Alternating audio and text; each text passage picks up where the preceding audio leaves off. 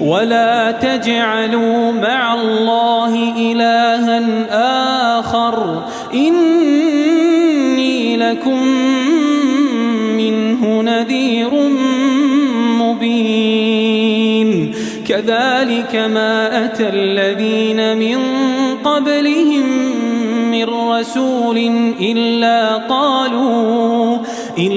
قالوا ساحر أو مجنون أتواصوا به بل هم قوم طاغون فتول عنهم فما أنت بملوم وذكر فإن الذكرى تنفع المؤمنين. أعوذ بالله من الشيطان الرجيم. بسم الله الرحمن الرحيم. الحمد لله الذي جعل شهر رمضان شهر مبارك وفرض علينا صيامه وقيامه ويفتح فيه أبواب السماء ويغلق به أبواب الجحيم. نحمده سبحانه وتعالى على هذه النعمة التي لا تحصى ولا تعد، والصلاة والسلام على خير رسل لخير أمة القائل أتاكم شهر رمضان شهر مبارك فرض عليكم صيامه تفتح فيه أبواب السماء وتغلق فيه أبواب الجحيم وتقلل فيه مردة الشياطين. لله فيه ليلة خير من 1000 شهر من حرم خيرها فقد حرم. صلى الله عليه وسلم وعلى آله وصحابه الذين يغلقون هانوتهم من شهر شعبان لمقابلة شهر المبارك شهر رمضان إكراما له وتعظيما له لعبادته سبحانه وتعالى، والتابعين لهم بإحسان وبالأثر إلى يوم ينفع الصائمين صومهم. أما بعد، إخوة الإيمان، السلام عليكم ورحمة الله وبركاته. وعليكم السلام ورحمة الله وبركاته. Adúpẹ́ fún Ọlọ́run. Alhamdulillahi. Ọba tí ń sọ wá bọ̀ láti èṣín. Alhamdulillah. Tí Ọlọ́run ò gba ẹnu lọ́wọ́ wa, tí ò gba ahọ́n lọ́wọ́ wa. Alhamdulillahi. Tí ò gba ojú lọ́wọ́ wa, tí ò gba ìrìnà wa. Ọba yìí náà la dúpẹ́ fún. Alhamdulillah. Lérí oníranran oore tó ṣe fún wa yìí. Lákùn gbogbo wọn náà tó ń gbọ́ mi nílé tó ń wò mí wákàtí ọwọ̀ yìí. Bọ́ ọba manú rò yẹ kọ́ ọmọ pẹ́ dú. Ọ̀pọ̀lọpọ̀ òjò ló ti rọ̀ tílẹ̀ ti fàámu. Min zakarin wa unsa. Bákan tí ń lọ wájú Ọlọ́run bẹ́ẹ̀ labo ń lọ. Ọ̀pọ̀lọpọ̀ àwọn èèyàn lájọ palẹ̀mọ́ Ramadan ọdún tó lọ. Ọlọ́run pé tí àsìkò yọ bá wọn láyé. Alhamdulillah. Àfihàn wọn gbogbo iye wọn Ọlọ́run bá kẹ́ wọn. Èmi àti ẹ̀dọ́ wá ṣẹ́kù lérí ilẹ̀ títí fi di àsìkò yìí. Ẹ̀rí ò tíì sí, ìfọ̀kànbalẹ̀ ò tíì sí pé ẹnu ọba tó kù yìí náà yóò bá wa láyé. Allahu akbar. Èyí la fi tún bẹ lọ́hun lábẹ́ ọpẹ́ tá a dá yìí pé kọ́lọ̀wọ́ wọlé ọpẹ́ yìí ẹnu ọba tó kù yìí náà Allahumma ballighna Ramadan. Àmín. Allahumma ṣàjẹ́ kó bá wa láyé. Àmín. Kó sì bá wa láàyè. Kọ́lọ̀wọ́ jí ó bá wa láàyè wa. Àmín. Kó bá wa pẹ̀lú ìdùnnú pẹ̀lú àlàáfíà. Àmín. Gbogbo iṣẹ́ olóore táwa ṣe ń bẹ kọ́lọ̀wọ́ gbà ní ìbádà fún wa. Àmín. bíákìlá haúlá wàlá quwwata illa billah. al-aliyyil azim. àlékún kí àlékún gẹ ọlọ́run jẹ́ ọmọ bá ànábì Muhammad. sallallahu alayhi wa sallam. ànábì wo ni ẹni olóore jùnú ẹ̀dá. ọlọ́run rán sí àwọn àjọ táwa náà lórí jùnú àwọn àjọ. ànábì yìí nínú ọ̀rọ̀ rẹ̀ tó sọ kalẹ̀ rèé. ànábì ní oṣù àlùbáríkà yìí oṣù yìí ló lébọ̀ yìí ń sàlàyé bẹ́ẹ̀ báwọn sàhábà rẹ̀. oníkẹgbà àwẹ̀ ń bẹ̀ ọlọ́run ṣe lọ́ranyàn torí pé ní oṣù yìí gbogbo ilẹ̀kùn sánmà yóò ṣí ilẹ̀ fún gbígbàdúà nínú oṣù yìí gbogbo ilẹ̀kùn náà gbogbo ilẹ̀kùn àgbákò yóò wà ní títì nínú oṣù yìí gbogbo tí jẹ́ àwọn ẹni èṣù lọ́lọ́run ó gbédè nínú oṣù yìí òru àlùbáríkà kan bẹ́ẹ̀ tó jẹ́ pé ó lóore ju ẹgbẹ̀rún oṣù lọ.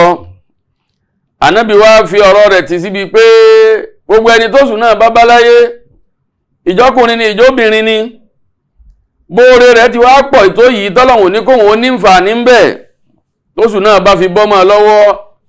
ànábì ní kírú ẹni bí wọ́n mọ̀ pé òun ṣòfò ayé òun sì ṣòfò àlìkìyámà nù ni. Allahu akbar. ọlọ́mọdé á ṣòfò. amina. ìkẹ́ ọlọ́run yìí ọlọ́run jẹ́ ọmọ báwọn ará ilé ànábì àtàwọn sàábì ànábì sallallahu àti gbogbo àwọn tí wọ́n bá tẹ̀lé súnà tànábì. àmín. gẹ́gẹ́ bá ti rí ní àkọọ́lẹ̀ tó yanrantí wípé ọ̀pọ̀lọpọ̀ àwọn sàhábà ànábì bó bá ti di ní oṣù ṣàbán kálukú ó ti sọ́ọ̀bù rẹ̀ ẹni tí ń ṣiṣẹ́ ọwọ́ kan òun náà ó tì í wọ́n bá wá lè ṣe tẹ̀ǹtì iléeṣẹ́ yín wa ní à ń palẹ̀ mọ́dé Ramadan kalẹ̀ ni wọ́n wá palẹ̀ mọ́dé Ramadan pẹ̀lú ìwà tútù bá lọ síwájú ọlọ́run pẹ̀lú ìdá ẹ̀tọ́ ẹlẹ́tọ́ padà pẹ̀lú àníyàn tó mọ́ pẹ̀lú ìbẹ̀rù ọlọ́run gbogbo àwọn sàhábà yọlọ́run bá kẹ́wọn bá yọ́nú sí wọn àmín. gbogbo àwọn ẹni rẹ̀ ṣáájú tí wọ́n kọ́ṣe wọn náà ọlọ́run bá dà wọ́n pọ̀ kẹ́ Allahumma àmín. àwọn àfáà ẹnìkọ̀ọ̀kan ọlọ́run bá san wọ́n lẹ́san olóore àmín. àwọn òbí tí wọ́n bí ẹnìkọ̀ọ̀kan ọlọ́run bá yọ́nú sí wọn àmín. ọlá àmínà àmín. ọlá àmínà àmín. ọlá àmín àmín. àfáà mi Kamaruddin akramakumullah. lónìí insha Allah a rí pé ibi afẹ́ yà jìnà púpọ̀ a sì fi ká tètè bọ́ sí ẹnu iṣẹ́ bá bá débi iṣẹ́ ṣíṣe là á ṣe ó wù mí láti tọrọ fún gbogbo àwọn onígbọ̀wọ́ ètò àti àwọn olóòtú àti àwọn onírànlọ́wọ́ ètò yìí àti iléeṣẹ́ yìí àti gbogbo àwọn tá ń wò wá àmọ́ gbogbo ẹ̀ náà Ọlọ́run ti rá níyàn àlékún gbígbàdúrà ọlọ́mọsà ṣe fẹ́nìkọ̀ọ̀kan wa gbogbo àwọn àfáà wa tí wọ́n wá ń gbé ohùn sáfẹ́fẹ́ tí wọ́n wà lérí amóhùnmáwòrán yìí Ọlọ́run bá san wọ́n lẹ́san olóore kó dérí àwọn ọmọ ilé kéwú tá ń tọ́ kéwú lẹ́yìn wọn yìí náà lákùnrin náà Al-Qur'ani lọ tètè bá mi lọ Suratu Hujurat àyà 30 ní tí mo fẹ́ kọ́ fi tètè bọ́ sínú Al-Qur'ani yìí ó ní pé mi bá bẹ̀rẹ̀ àlàyé ìní fẹ́ kí náà sì rẹ̀ ó dí mi lọ́wọ́ torí bíbí tí ń lọ jìnnà àkọlé wáàsí tòní àkọlé wáàsí tòní lóòótọ́ ar-rijalu qawwamuna 'ala an-nisa àbọ́kùnrin sọ̀rọ̀ a sì bóbìnrin náà sọ̀rọ̀ àmọ́ tó jẹ́ àgbé látọ̀dọ̀ àwọn ẹ̀yà wa òun náà ni pé ọ̀pọ̀lọpọ̀ àwọn ẹ̀yà wa inú èrò wọn ni pé ojúṣe tí ń bẹ fún àwọn ọkùnrin nípa ká sin lọ́hun táwọn obìnrin ò rí bẹ́ẹ̀ wọ́n ká kó pé ńgbà táwọn ti jẹ́ obìnrin yẹn ẹ̀sìn àwọn bí ó bá pé kò sí wàhálà ń bẹ kọ́dà ẹlòmíì gbójúlé pé àáfàá lọ́kọ mi àwọn dádì wa wọ́n ti yanjú gbogbo ẹ̀ wájú Ọlọ́run ṣéwù lọ́kọ mi àáfẹ́ ní súnà lọ́kọ mi báwo ọba ti ẹ̀ṣẹ́ tí ọba pé Ọlọ́run wọlá wọn àáfàá mi Kamaruddin ẹjá yí ó yí àwọn ẹ̀yà wa pé èrò wọn yìí èrò kan ni tó jìnà sí bí Ọlọ́run ti gbé kalẹ̀ àti bí súnà nẹ́bùwà Muhammad ti wí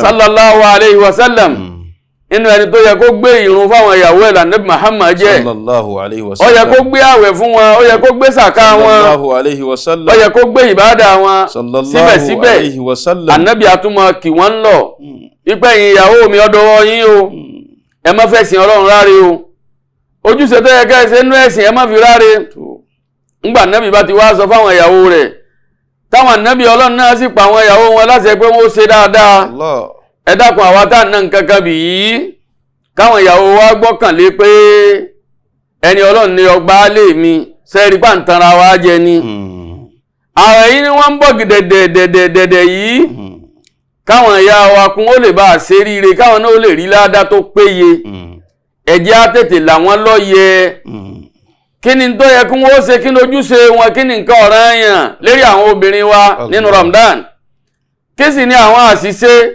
tó jẹ́ pé wọ́n máa ṣìṣe ń bẹ̀ tó lè bá ṣe olóore wọn jẹ́ níwájú Ọlọ́run àwa ní dènà pẹ̀nu a'udhu billahi minash shaitanir rajim bismillahir rahmanir rahim a'udhu billahi minash shaitanir rajim bismillahir rahmanir rahim Allah ní waqarna fi buyutikunna وقرن في بيوتكن ولا تبرجن تبرج الجاهلية الأولى بارك الله فينا جميعا وأقمنا الصلاة وآتنا الزكاة وأطعنا الله ورسوله إنما يريد الله ليذهب عنكم رجس أهل البيت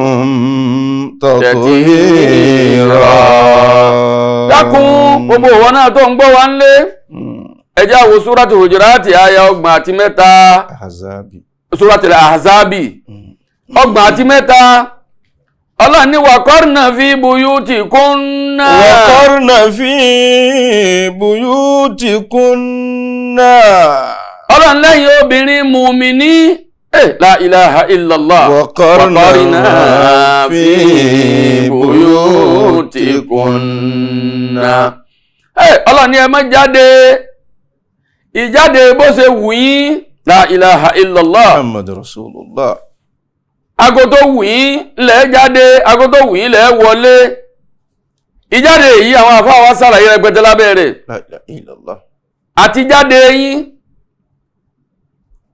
láì gbàyọ̀dá Ọlọ́run ni ẹ má ṣe bẹ́ẹ̀ àti pé ìmọ̀ jáde kí ni ọkọ mi ó ṣe ẹ má jáde bẹ́ẹ̀ Allah ta ni ó mú mi obìnrin mi ó ti múra òde tán yọmọ wá sọ fún baálé rẹ̀ lásọrin dádì wa òde ìyá kìíní tí mo sọ ń jò ní òní ni à ń lọ náà nù ni bí baálé rẹ̀ bá ní ọwọ́ ti dáná náà ni ọjọ́ ti lọ òun lè dúró mọ́ bá ti yá máa sọ yòókù la ilaha illallah waqarna fi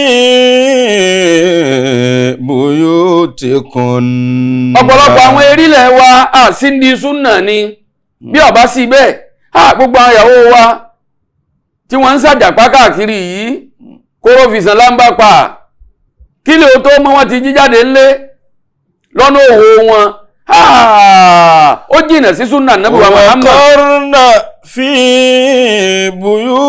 buyutikunna kómi ọ wà ńlé kí baálé rẹ̀ kọ́ wá ṣe wàhálà lọ kọ́ lọ owó oúnjẹ tí wọ́n jẹ tọmọ ó jẹ tíyà ó jẹ kọ́ wá dé kó ní tọ́ ẹkú lé òkun ó wá kí káàbọ̀ la ilaha illallah Muhammad Rasulullah ń tà pín fún wọn nù ni àmọ́ lónìí kọ̀ wá rí bẹ́ẹ̀ bàbá tiẹ̀ tó wò ó nínú ìdílé mi nas'alullah al-afiya wa salama amina gbogbo ojúṣe ọkùnrin baálé ilé àwa dàálù ìyálé ilé láyà bẹ́ẹ̀ bá wá ń sọ fóbìnrin mi pé èéṣe ìyá lámọ́yín ìjáde yìí pọ̀ gbélé rárá ráyè mójú táwọn ọmọ ní tọ́ ẹ̀yìn àfà lóòótọ́ wà sílẹ̀ ní ṣe à ń sì ń gbọ́ ẹ bá wa dá sí owó ilé mi ní í san owó náà mi ní í san owó omi èmi ní í san owó oúnjẹ èmi ní í san kódà owó tá a fi repo sínú kẹ̀kẹ́ àbí mọ́tò èmi náà ní í san. Allahu akbar. Naam ṣé kí n jòkó ńlé kájà lè ní àbí kí n máa dọ́kọ ńgbọ̀ ọba ọ̀rọ̀ bá ti rí bẹ́ẹ̀ fàbúhìtà lẹ́dí káfàrà ìwọ́n tó fẹ́ ṣe wá sí lẹ́nu tiẹ̀ náà bá jẹ́wẹ́ pé tọ́ nas'alullah al-afiya wa salama tọ́ àmọ́ yàrá máa yín ẹ máa wọ́gbọ́n dá sí díẹ̀díẹ̀ ló kù ni wá sí ẹnu rọ̀ọ̀nù ni ẹ dákun gbogbo àwọn ọkùnrin ẹjá gbìyànjú ẹjá sojúṣe wa nú ilé bàbá wa sojúṣe báwọn ìyàwó wa bá wá ya kọ̀lọ̀rọ̀ sí táàkọ̀ fún wọn tí wọ́n gbà àwọn pẹ̀lú ọlọ́run wọ́n jọ wọjà káàdì. waqarna fi buyutikunna. ọlọ́run ní ẹ fìdí mọ́lé gbogbo ẹ̀yin obìnrin ẹ má máa jáde gẹ́gẹ́ bí ìjáde àwọn ìgbà ojú dúdú tí ìsìlámù ò tí ì dé. àwọn obìnrin tó wù wọn ni wọ́n wọ̀ jáde àsìkò tó wù wọn wọ́n sì jáde torí pé wọn ò nípa pàtàkì kan láwùjọ ńgbà náà ìsìlámù lọ́wọ́ adé lọ́wọ́ pàtàkì ẹ̀yin ya wa alukurani wa ń já wa sí wala tabarrajna tabarrujal jahiliyatil ula. ìjáde bó ṣe wù mí àtago tó wù mí àti tó wù mí ní wọ̀ jáde ẹ má jáde bẹ́ẹ̀ o alukurani ó wá dúró síbẹ̀ ó tún wá tẹ̀síwájú. wa aqimina s-salat. àkímínà ọlọ́run rọ́kùnrin ń bẹ̀ ọwọ́ ni wà àkímínà ẹ̀yin ìyá wa obìnrin ìrun dọwọ́ ti yín náà o. wa aqimna s-salat. ń túmọ̀ sí pé ìrun baálé yín kò gbé ti yín o náfìlà baálé yín kò gbé ti yín o tàràwíhì baálé yín kò gbé ti yín o la ilaha illallah. wa aqimna s-salat. naam lẹ́yìn náà ń kọ́. wa atina z-zakat. àwọn àmì kọ́bárù dín alukurani dákun fi èsì dáadáa àyè máa ké kurani bó ti wùyàn á farabalẹ̀ ké dáadáa wọ́n sì wo bí wọ́n ti wọ̀. wa atina z-zakat. lẹ́yìn náà bí sàká bá wọnú owó yín ẹ yọ ẹ má gbé sàká dádì wa ti yọ sàká ó tún ní ìdíkàwọ̀ yọ ni ìyá dáadáa kan ìyá àlùbáríkà ó ní ustaz ọlọ́lọ́n kẹ́mi ó lámọ̀ wọ́n ní obìnrin kò wọlé yá obìnrin ò gbọ́dọ̀ pa léyà tí baálé rẹ̀ bá ti ń pa mu ni àìgbẹ́sìn ọlọ́run yé ni bí baálé yín bá pa tóbìnrin ọ̀bá rí pa tí baálé rẹ̀ gbé àmọ́ bí wọn náà bá lágbára tí wọn náà bá pa tiẹ̀ lọ́tọ̀ ládàá ò fi kún ládàá ni. wàtíìnà zakat. wọ́n parí síbẹ̀. wàtíìnà Allah wa rasulahu. ọlọ́run lẹ́yìn obìnrin ẹ tẹ̀ láṣẹ ọlọ́run gbogbo ntọ́lọ́run pa yín láṣẹ nínú àṣẹ tọ́lọ́run pa yín ní Ramadan ká gbààwẹ̀ Ramadan. وأطعنا الله ورسوله. gbogbo ntọ́lọ̀ ní ká má ṣe tó kìlọ̀ fáwọn ọkùnrin ó kìlọ̀ fẹ́yìn ìyá wa náà o pé ẹ má dé díẹ̀ o gbogbo tí ń bá ń jẹ́ haramu fọkùnrin haramu ní fẹ́yìn náà ká tẹ̀ láṣẹ ọlọ́run nípa ìgbàgbọ́ ó ṣe pàtàkì fẹ́yìn ìyá wa ara tó sọ̀rọ̀ àyàn fún yín fún oṣù àlùbáríkà tí ń bọ̀ yìí. Innama. kágbáwẹ̀ àfáà mi Kọ́mọ́rùdín kágbáwẹ̀ ọ̀rọ̀ àyàn ní fóbìn. kí wá sáwẹ̀ nìkan àníyàn kọ́dá àníyàn rẹ̀ káfi pàdé oṣù Ramadana yìí inú ọ̀rọ̀ àyàn ní fún yín àfáà mi Kọ́mọ́rùdín. Akramakumullah. àwẹ̀ ní ń bọ̀ yìí obì mi àníyàn bú ní ó fi pàdé àgbákò àníyàn ní ìpàdé ẹ̀ àní oṣù àgbákò yìí ní tó ń bọ̀ yìí oṣù tí èyí ní sinmi kan bọ́n ti ń ro kókókó bẹ́ẹ̀ lọ́ọ́ máa dí àkàrà lọ́ọ́ máa ṣe mẹ́mẹ́yìn lọ́ọ́ máa ṣe rẹsì lọ́ọ́ máa roka lọ́ọ́ máa gúnyán àwa pò ṣe sára la ilaha illallah àkọ́mọ́ yìí rẹ̀ ní. wa Allaha wa rasulahu. ọlọ́run ní ẹ tẹ̀ láṣẹ èmi ọlọ́run ẹ gbà àwẹ̀ bó ti yẹ kẹ́ ẹ gbà á gbogbo àwọn nǹkan tí ó bá yẹ kẹ́ ẹ dédìí rẹ̀ kẹ́ ẹ má dédìí ẹ̀ obìnrin míì nípa ìgbọ́lọ̀nyé àti àìmọ̀ pàtàkì tí ń bẹnu àwẹ̀ nú oore ńlá àwọn afárẹ̀ kẹwọ́ ẹlòmíì agbára rẹ̀ ká kó máa fọ́mọ lọ́mú kó sì tún máa gba àwẹ̀ tí ò nílá tí ò sì ní ọmọ rẹ̀ la àwa ni àwọn àbá ti ṣe wá sí pé obìnrin tí ń tọ́mọ lọ́wọ́ àti ohun tó bá ti wà nú oyún ó lè dọ́gbọ́n sí i ó lè ní tí ó fi tán tí ò fi ní gbààwẹ̀ olóko ọ̀yá ọgbàgbé pé tọ́ ọba gbààwẹ̀ nì ládàrí ó fi kún púpọ̀ ju kọ́ sọ pọ́ ń fi nǹkan kan dí lọ ni kò yé wa bẹ́ẹ̀ ni gbogbo nǹkan wọ̀nyí la fẹ́ kó yé wa ìyá wa. wa atina Allaha wa rasulahu.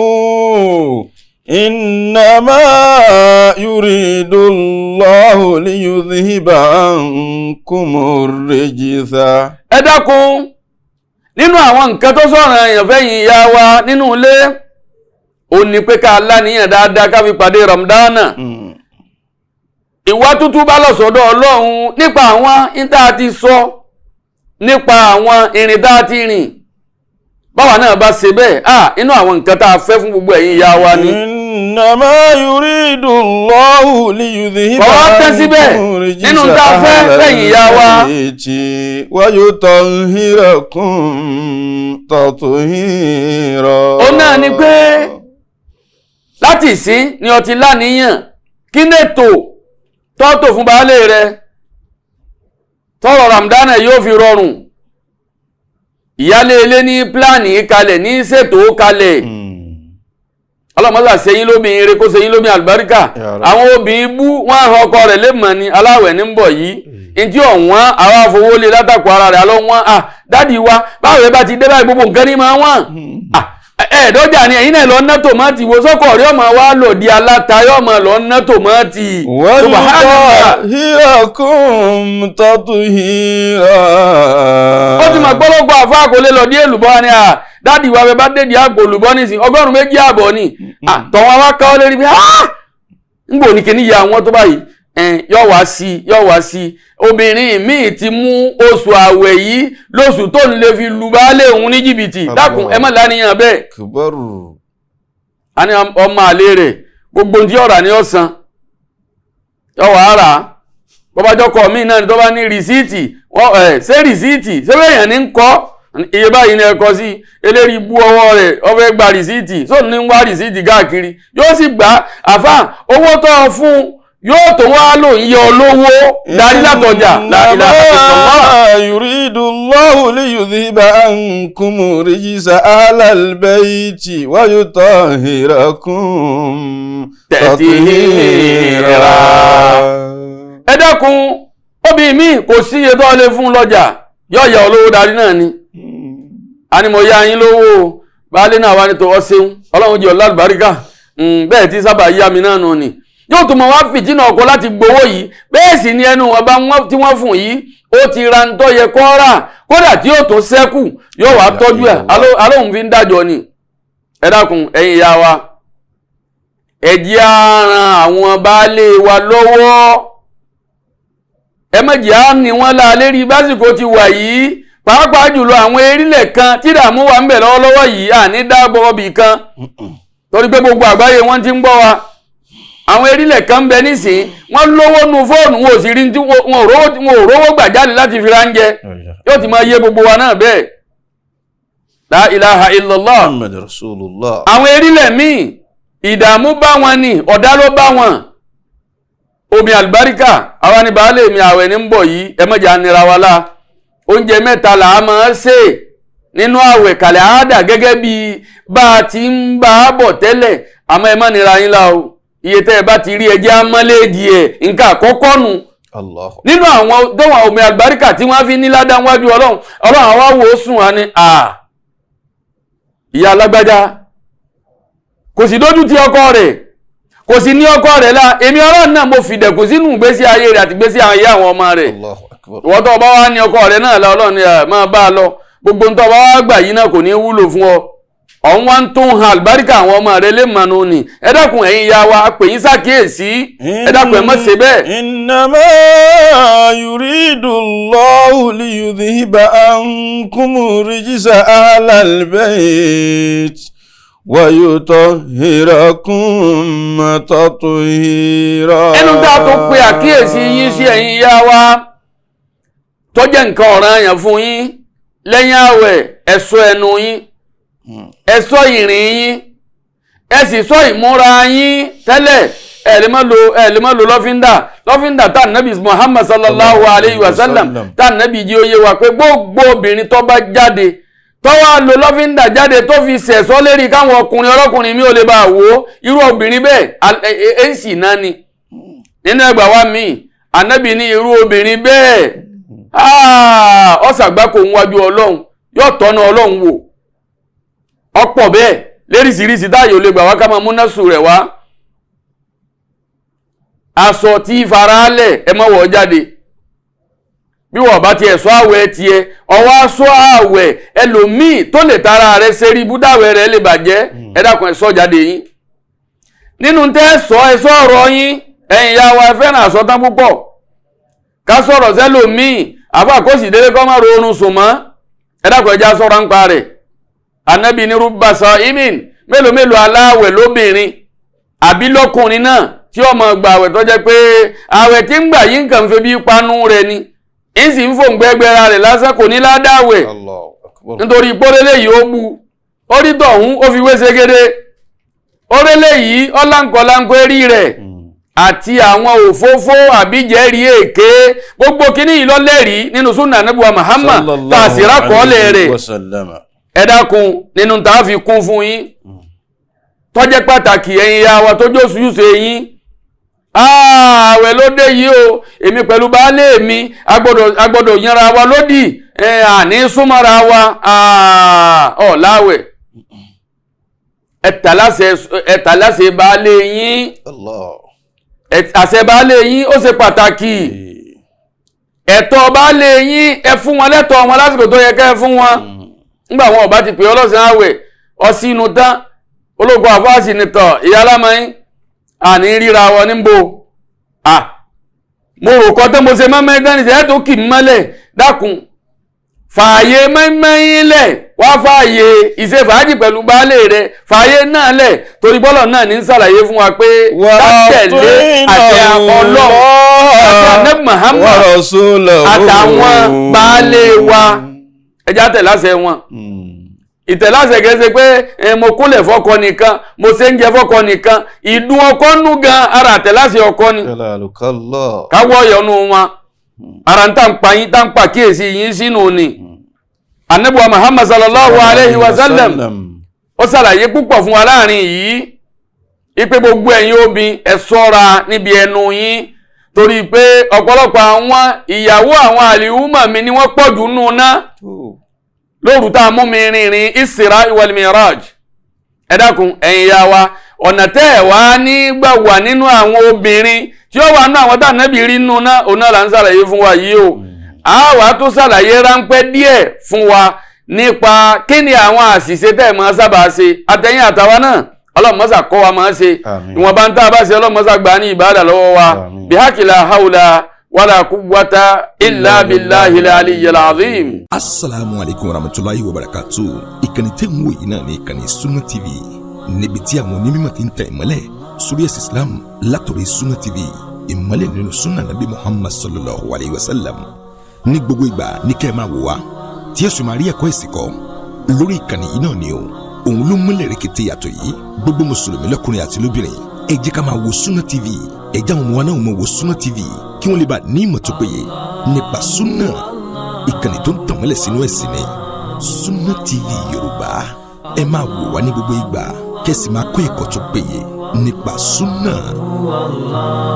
ní ìtẹ̀síwájú lérí ọ̀rọ̀ tá ń bá lọ gbogbo ẹ̀yin ọmọ ìyá wa nínú Islam ẹ̀yin ìyá wa ìyá àlùbáríkà tẹ́ ń wò wá nínú ilé Ọlọ́run o àfidédé àsìkò yìí bẹ lọ́run fún yín gbogbo àwọn nǹkan tẹ́ ẹ ṣe tẹ́ ẹ̀ ní fi láwẹ̀ àbí yóò di ládàá yín kù wájú Ọlọ́run má jẹ́ ẹlẹ́dẹ̀dì rẹ̀ àmín.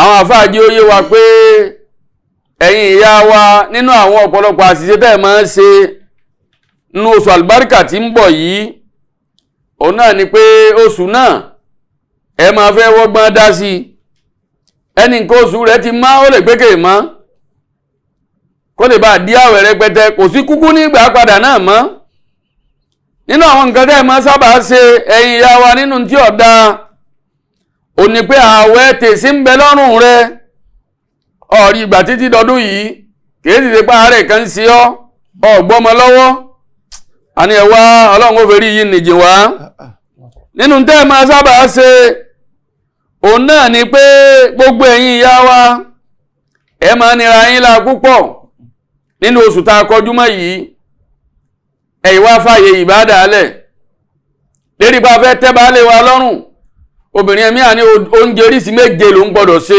La ilaha illallah. àwọn dádì wa wọ́n gbọ́dọ̀ panu wọ́n ní ìyí tí wọ́n jẹ kún ó tó jẹun wọ́n ní ìyí tí wọ́n yẹ sínú wọ́n tún wá níbi wọ́n bá tún jẹun tán ìyí tí wọ́n tún jẹ àpé a mọ̀ ṣe àmọ́ bá a bá fẹ́ ṣe ẹjẹ́ a ṣe níwọ̀ntúnwọ̀nsì àyá Kùránì tá ń kábọ̀ ìtí ń sọ fún wa ni pé àti ìlàhà àti ìnàlọ́hà Wa atina Allah wa Ọlọ́run lọ́wọ́ nǹkan pé síwájú o ká má fi tẹnìkan pa tẹnìkan lára ká má fi ìyọ́nú àwọn baálé wa tá ń wá yìí ká má fi kọlu àṣẹ tọlọ́hun ẹ̀dá kò ó ṣe pàtàkì nínú àwọn mistake tẹ́ ẹ̀ máa sábà ṣe ẹ̀yin ya wa kẹsìrátù ziyarat ká máa ti ojúlé bó ojúlé èmi ò lè má lọ́wọ́ àwọn ọ̀rẹ́ mi nínú àwẹ̀ yóò máa tojúlé ká àsìkò tí ń tojúlé káàkiri yìí àsìkò tí yóò máa ṣe ìbádà àbí yóò máa gbọ́rọ̀ Ọlọ́run ni yóò wá lo àsìkò yìí síbi kílín wákọ̀ọ̀lìn níbi wọ́n ní wọ́n pé àròyé tí ò wúlò bẹ́ẹ̀ yẹn bá ṣe bẹ́ẹ̀ èyàn ṣe oṣù àlùbáríkà yìí ló fòrò waqarna fi buyutikunna. ẹlòmíì oṣù àwẹ̀ ní ń bọ̀ yìí nínú ẹ̀yin ya wa fóònù ni la ilaha illallah ẹlòmíì tẹlifíṣàn tiẹ̀ àwọn alọ́ ṣe abọ̀dúnmọ́ yóò wá lọ sanwó pé gbogbo àwọn sẹ́ẹ̀nì báyìí òun gbọ́dọ̀ máa wò tí ó sì ní jẹ́ pé ọ̀rọ̀ Ọlọ́run ní ń gbọ́ nínú àwọn mistake tẹ́ ẹ̀ máa ṣe nu ni ìwòkúwò ní ọmọ wò nú àwẹ̀ ìgbọ́kúgbọ́ náà ní ọmọ gbọ́ nú àwẹ̀ ẹ dákun ẹjẹ́ adi tí wa nípa àgbọ́kúgbọ́ ẹjẹ́ sọ ahọ́n wa nípa àsọkúsọ ẹlòmíín nú wa yóò rò pé bóun bá ti ń gbà àwẹ̀ lọ́wọ́ àbí òun bá wà nù nǹkan oṣù lápèjúwe òun ò lè ka tírà kankan òun ò lè gbọ́rọ̀ Ọlọ́run òun ò lè sàzíkìrí kankan fọ́lọ́run mistake ni o àṣìṣe ni o. wàtúnà Allah wa rasulahu. a lè máa gbọ́ alukur'an kọ́dà àwọn àfáà kan wọ́n yọ̀ọ̀dá fún wa pé ọ̀ ń ṣe nǹkan oṣù lọ́wọ́ lóòótọ́ tí èyí bá ṣe odidi alukur'an ni ọ lè gbé díẹ̀ nú ẹ̀ níwọ̀n bá ń tọ́ ọkà kò sì ṣe bẹ́ẹ̀ pọ́n bá ń sára pé kí máa tara rẹ̀ sẹ́lọ́hun bó bá ṣe pé kí ní tàà máa gbọ́ àrò Al-Qur'an nínú ẹ̀ ni ìwọ náà gbé sínú rédíò rẹ̀ ọmọ wa dẹ̀ ti gbọ́ nǹkan oṣù òdí yìí lọ́wọ́. Allah wa rasulahu innama yuridu Allahu liyudhhiba ankumur rijsa. kò sí lọ́gbọ́rọ̀ Ọlọ́run kò sí ń tọ́ takò à ń ṣe nǹkan oṣù lọ́wọ́ wọ́n ṣẹ̀ṣẹ̀ bímọ ni kò di lọ́wọ́ rárá ọ̀pọ̀lọpọ̀ obìnrin ni wọ́n fi yìí náà kẹ́wọ́ bàbá ti bẹ́ẹ̀ bá ṣẹ̀ṣẹ̀ bímọ èmi súnmọ́ ibi jáde ẹ ti ń sọ̀rọ̀ Ọlọ́run rárá ọ́ sì wá mọ̀ nǹkan Ọlọ́run gbogbo abọ́ ti ń ṣe nǹkan oṣù lọ́wọ́ yìí náà tó ṣẹ̀ṣẹ̀ bímọ tẹ́jẹ̀ ìdá yìí náà kò bí ọmọ kò ń pa pé àwọn nǹkan wo ní bá àwẹ̀ jẹ́ àwọn nǹkan wo ló tó àwẹ̀ ṣe àwọn nǹkan wo lèèyàn fi túrun ṣe àwọn nǹkan wo lèèyàn ló bá àwọn èèyàn jẹ́ gbogbo àwọn nǹkan wọ̀nyí lọ́lé máa ṣe. wàtúnà Allah wa rasulahu innama yuridu Allahu liyudhhiba ankumur rijsa ahlal bayt wa yutahhirakum tathira. nínú àwọn mistake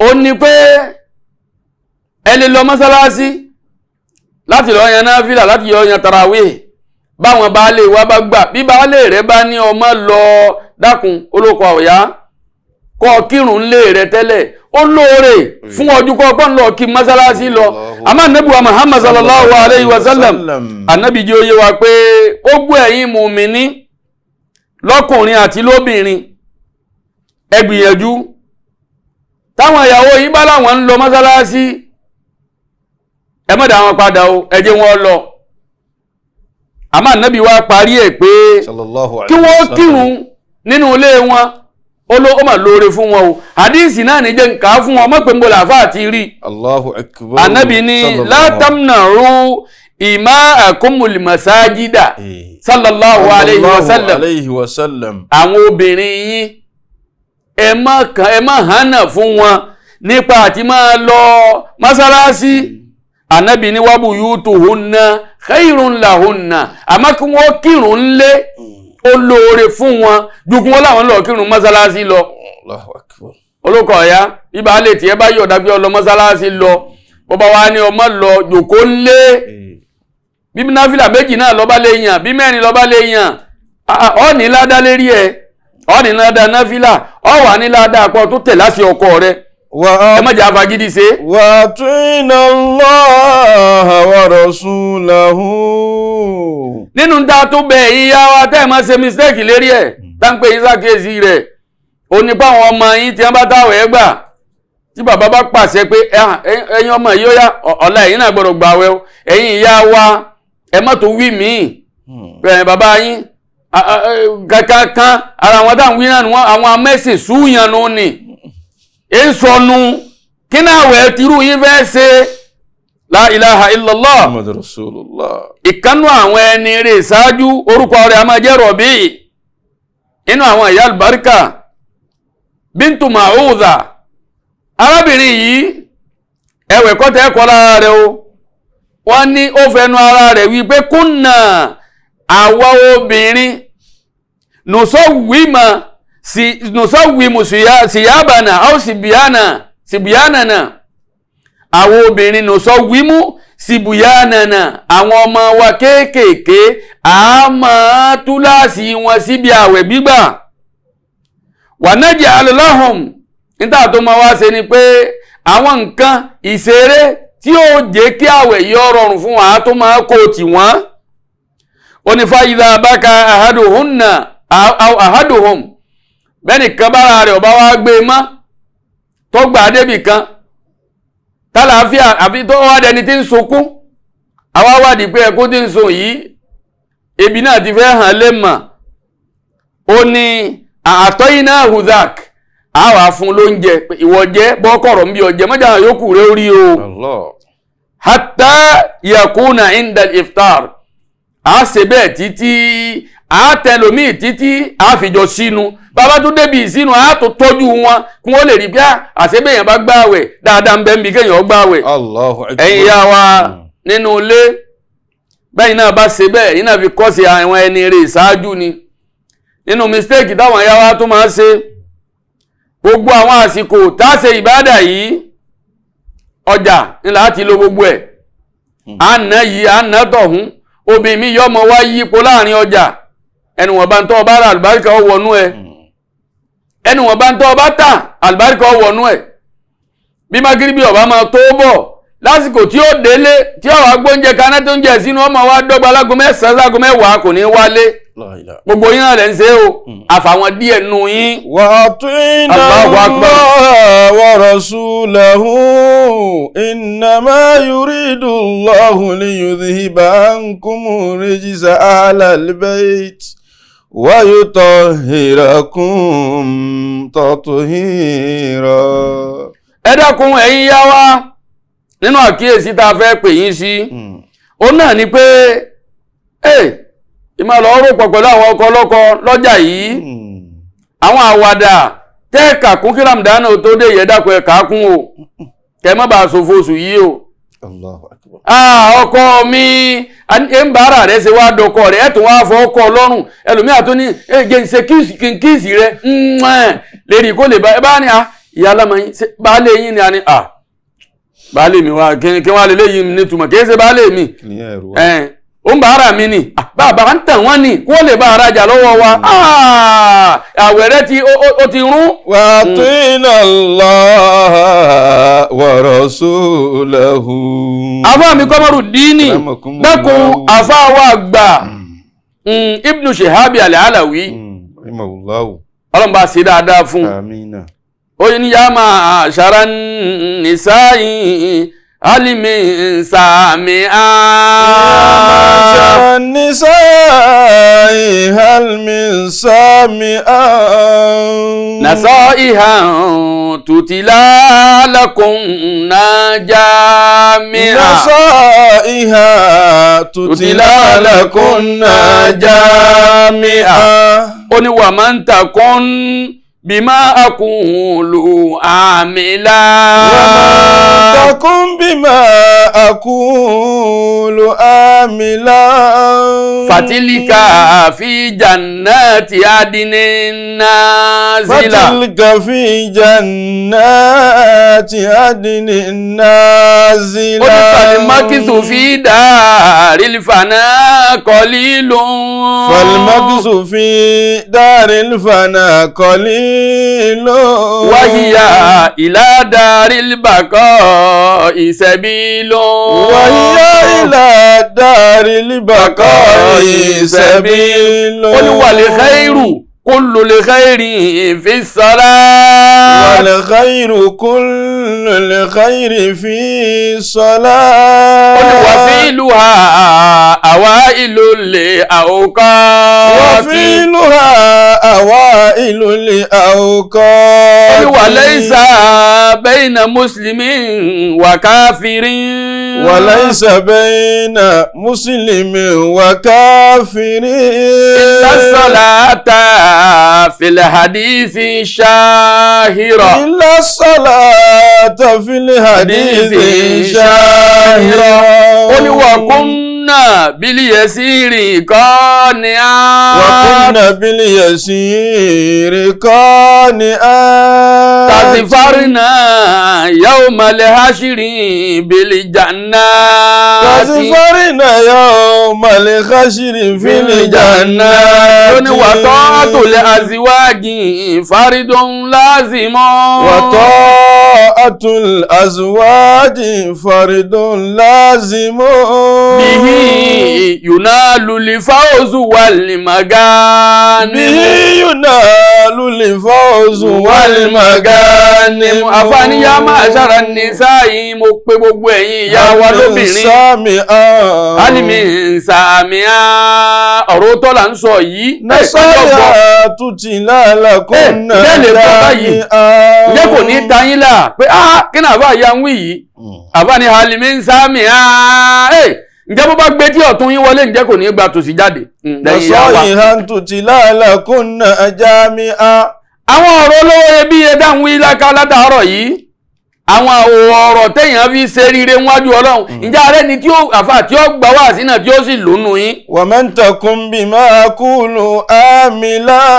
tàbí ọ̀rọ̀ wá sí yìí tí ó fi ṣiṣẹ́ lóòótọ́ èmi máa han bàbá wa lè mọ̀ àmọ́ mo ti gbọ́rọ̀ Ọlọ́run àwẹ̀ yìí àwọn gan wọ́n mọ̀ pé mo yàtọ̀ lóbi. jannati adini nazila. kódà wá sí takankan ni ńlẹ̀ wa nú àwẹ̀ èyí mélòó lọ́wọ́ amúlò ń bẹ̀. la ilaha illallah. èyí nǹkan ni mi ò lè má gbọ́ wá sí kọ́lá àwọn olè má lọ tafsiri kọ́lá àwọn olè má lọ mọ́sálásí yìí nǹkan lọ̀rọ̀ náà. wa man takum bima aqulu amila. àfáàní ta ni ó lo wá sínú yín ẹ̀yin ya wa. fatilka fi jannati adini nazila. irú ẹni bẹ́ẹ̀ kọ́lá wọn wá fi àlìjánná kó fi san lẹ́san. Allahu akbar. àti gbọ́ wá sí òkò lè àti lò ó ló jìnnà òun ló jẹ́ mùsíbà láwùjọ wa. ṣẹ́ká gbọ́ wá sí ebi náà lọ ń gbọ́ ebi náà lọ ń wò yìí ṣebí wọn náà ní wá sínú fóònù àwọn àkùlílò okùsẹ́. Allahu akbar. bẹ́ẹ̀ bá gbọ́ wá sí ntí wúlò wá sí ni ó fi wúlò lára ẹ̀ àfi kọ́nà ń rí i pé wá sí yìí ṣiṣẹ́ nu ara rẹ̀. al-makithu fi daril fana qalilo. àfáàní tí fi ń pè yín sákèésí obìnrin tí ó wà lìjánà ìwọ̀n bá tásẹ́rẹ́ náà ni o. Allahu akbar. ọ̀pọ̀lọpọ̀ obìnrin ní ọwọ́ náà o anabuwa Muhammad ló wí bẹ́ẹ̀ o sallallahu alayhi wa sallam ǹjẹ́ ó sì jẹ́ wọn wọ ná anabi tó sàlàyé rẹ̀ fún wa anabi ní yakfirna al-ashira bẹ́yàn bá sóore fún wọn wọn ìmọ̀ pẹ́ dú ibi náà wọ́n á fi ṣúbà lé wọn nígbà náà wọ́n ń kọ́ àwọn ọkọ̀ bẹ́ súwẹ́ sọ́kọ́ ni wọ́n yìí gbogbo tí baálé rẹ̀ ṣe yìí kò ṣe nǹkan kan náà ni ọdí kèfèrí fọ́kọ́ ọlọ́run ní. fal-makithu fi daril fana qalilo. Ànábì ní wáyú kìsìrìnà láàánà wọn a tún máa ṣépè púpọ̀. La ilaha illallah. bí wọn bá gbọ́ wá sí tòní wọn bá ń tọkọ rẹ bá ṣe fún ọ yọ tí ọlọ́run àárọ̀ ọkọ lọ́wọ́ ni àádúró tọkọ ẹni ni àìtúnà àṣírí ọkọ ẹni. La ilaha illallah. baálé wa ìsórí ìmú wa ọlọ́run ó bò yín láṣìírí ọwá ṣàdúrà fún inú tiẹ̀ náà wà dùn pé owó tèmi ló kéré yìí ló sì tóbi níwájú ìyá alámọ̀yìn inú tiẹ̀ náà wà á dùn ó náà wà ní ọ sì lálùbáríkà àwọn ọmọ rẹ náà yíyàn wọ́n yanjú ọ jèrè wọn níbi èèyàn ti rí àlùbáríkà náà nù ni. La ilaha illallah. ọmọ ọkùnrin obìnrin míì ti sọ àlùbáríkà ara rẹ̀ àti tàwọn ọmọ ti sọ ọ́ nù kò sì lè rí ihe mọ́ àwẹ̀ àlùbáríkà ló tún wá dé yìí oṣù àlùbáríkà ló dé yìí yìí tó tún wá ṣe gbogbo agbára tó wà á rí gbogbo ń tó ti sọnù tó wà á rí ihe ẹlòmíà tún wá múra ìgbà náà ni ó tún wá ju gbogbo ẹ̀rí yóò àfẹ́ rí ibú kún erí ibú a ní wọ́n ti dèṣù mọ́lẹ̀ ìwọ gan èṣù ní ọ pẹ̀lú gbogbo wà tó ń wù yìí ẹ má jẹ́ àjẹsẹ̀ ìtọ́nù o. fi daril fana qalilun. wáhíyá ìlà daril baqa'i.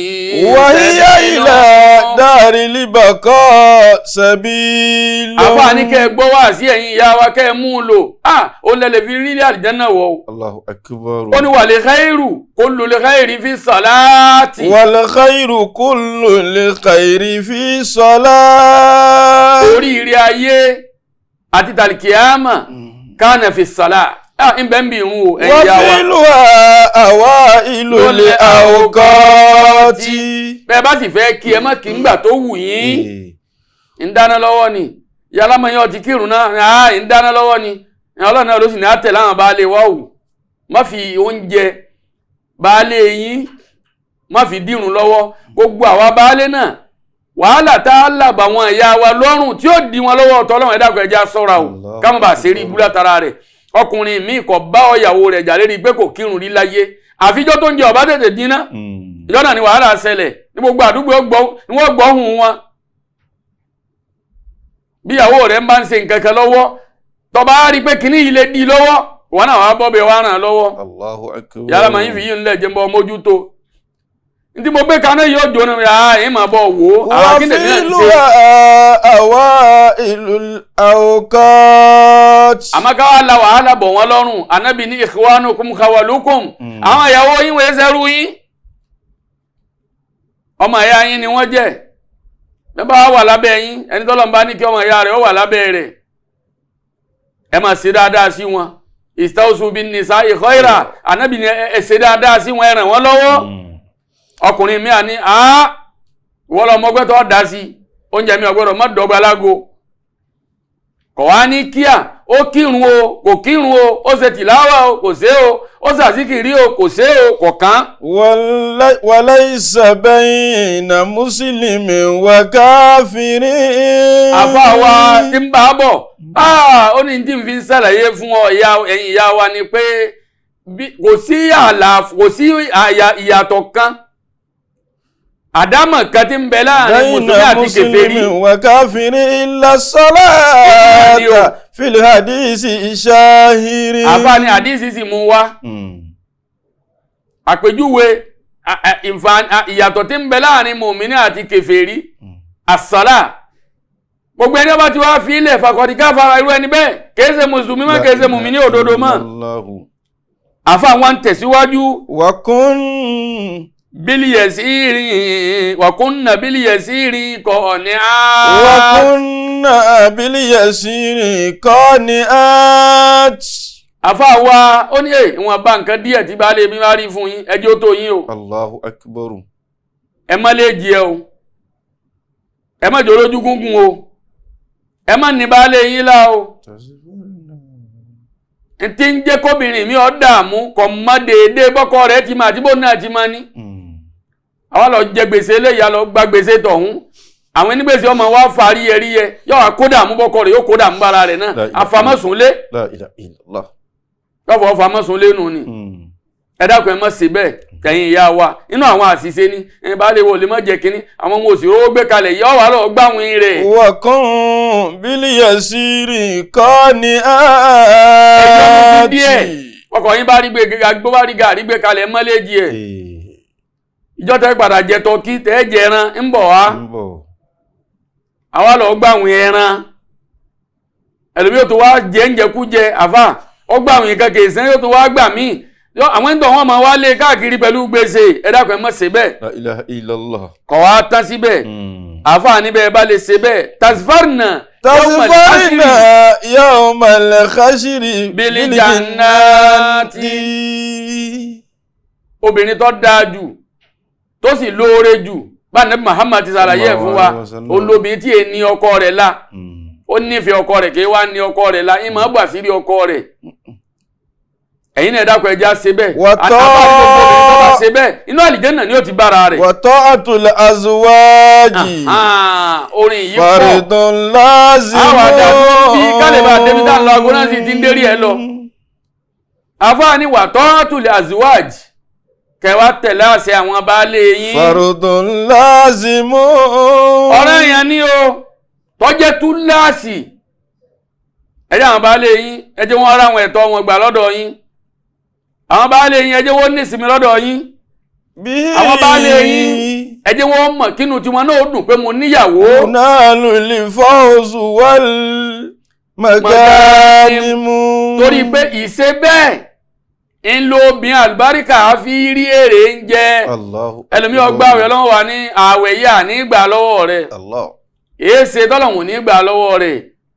bàbá wa lọ́wọ́ àbọ̀ wọn ni àkọ̀tẹ́ láti ọkọ rẹ̀ ni ń jáde bó ti wú ni ń ní ọkọ rẹ̀ láàní òní ń pàṣẹ nù ilé ẹnu ọkọ rẹ̀ ọ̀ká kókó tó wí ẹyọ kan ó ti wí mẹ́wàá àníbà alámọ̀ yí bàbá ń gbàwẹ̀ náà ni wọ́n á gbé nù mí fárágbàfọ̀ bẹ́ẹ̀ bá wí ẹyọ kan wà láyé fún yín lésì kódò obìnrin mi kọ́kọ́ rẹ̀ ó tó yọwọ́ yóò sì gbọ́kọ rẹ̀ létí la ilaha illallah ẹ dákun gbogbo àwọn àṣìṣe yìí ẹ dákun ẹ jẹ́ á mójútó gbogbo ẹ̀yin ìyá wa bẹ́ẹ̀ bá ṣe bẹ́ẹ̀ lẹ́fi lè rí àlìjẹ́nnà lẹ́ẹ̀fi rí wọ̀ iná làwọn ọmọ yín ni wọ́n fi lè ní àlùbáríkà àtẹ̀yìn àtàwọn náà ọlọ́mọ́sàjá ṣe ríire Ramadan ń bọ̀ dẹ̀dẹ̀dẹ̀dẹ̀ ọlọ́njẹ́ ọba wa dáadáa kó bá wa pẹ̀lú àlàáfíà kó bá wa pẹ̀lú ìdùnnú kárí ń tá a fẹ́ jẹ nínú ẹ̀ kámẹ̀jẹ̀ ń tá a rí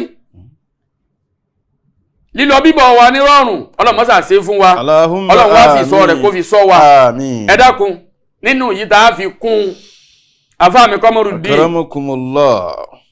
ẹ̀yin ìyá wa gbogbo àwọn ọ̀rẹ́ tábà máa bá rìn tí kérí ibú báyàn ma wọ́n káwàá sọ́ra fún wọn la ilaha illallah àwọn ọ̀nà bí mẹ́ta kan bẹ bóbìnrin ọba múra yóò ṣe rí ibú látara rẹ̀ ọ̀jọ̀gbọ́n kan náà àwọn àlùfáà ńgbà tó wò ó títí ó lẹ́yìn ìyá wa olódọwọ́ yín o kọ́ọ́lá wàkílà wọ́n sùálù bí kẹ́sìràtín wọ́n tẹ̀bùzírù máa lé láwọ́ àlálẹ́ hákì yùn fíkù àbá mi Kọ́mọrùdín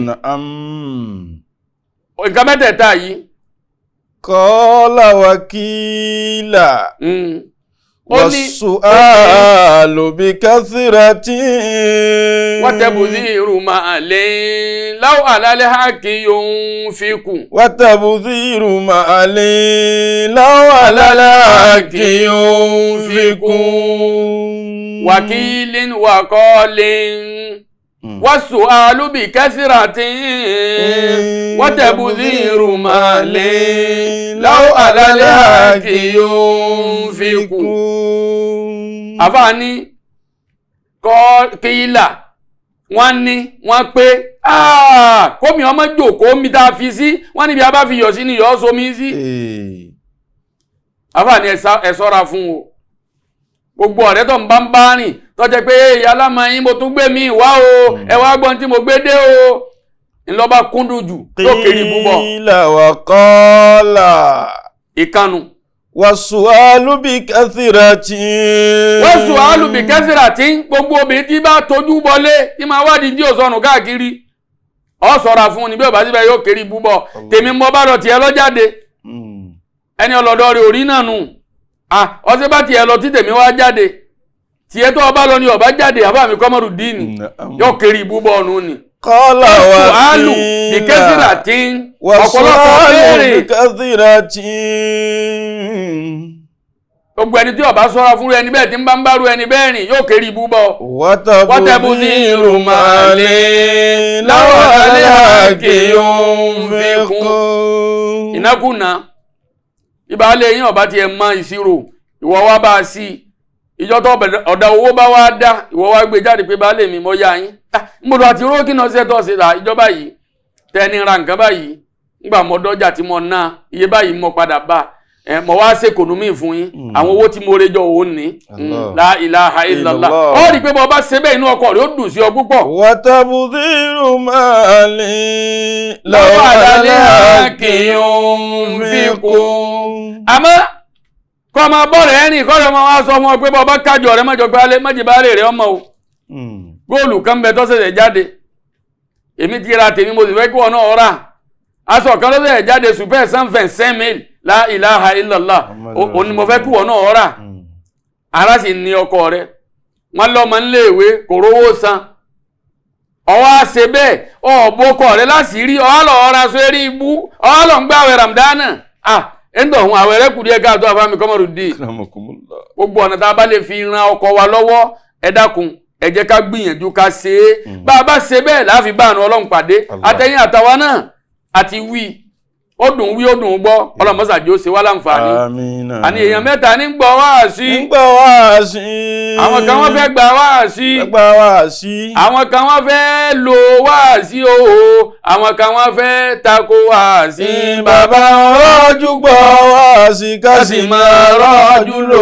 wáàsí. subhanakallahumma wa bihamdik nashhadu an la ilaha illa anta nastaghfiruka wa natubu ilayk wassalamu alaykum ورحمة الله وبركاته. وعليكم السلام ورحمة الله وبركاته. أهلا وسهلا يا رمضان شهر التوبة والغفران مرحبا بك رمضان رمضان شهر الذكر والإحسان. àwẹ̀ ti dé ẹ bá wa yọ̀ mùmínì mùmínà oṣù oríire tá ń retí rèé ẹ wá ṣoríire. asalaamu alaykum wa rahmatulahi wa barakatu.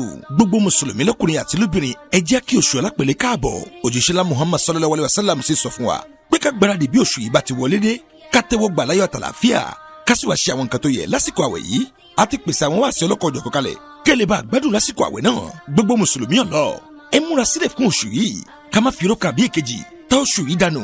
ẹ̀yin náà mọ̀ wípé oṣù ìfúnni ni kátẹ́wọ́ gba àwẹ̀ Ramadan yìí bó ti ń wọlé bọ̀ oṣù tó ju gbogbo oṣù lọ máṣàlá ìgbàwẹ̀ tó ń bọ̀ lójú ọ̀nà yìí ẹ sì máa wo Sunna TV Yorùbá ní gbogbo ìgbà ká lè jọ ṣoríire lórí ẹ̀ ni o kí Ọlọ́run Allah kó jẹ́ kárí oṣù ọ̀hún láyọ̀ àti àlàáfíà. iṣẹ́ ìwà láti ọwọ́ ojúlẹ̀ṣẹ́ Sunna TV Yorùbá àwọn là ń kí yín pé ẹ kú àmójúbà oṣù Ramadan. أهلا وسهلا يا رمضان شهر الصدقة والإكرام مرحبا بك رمضان رمضان أهلا وسهلا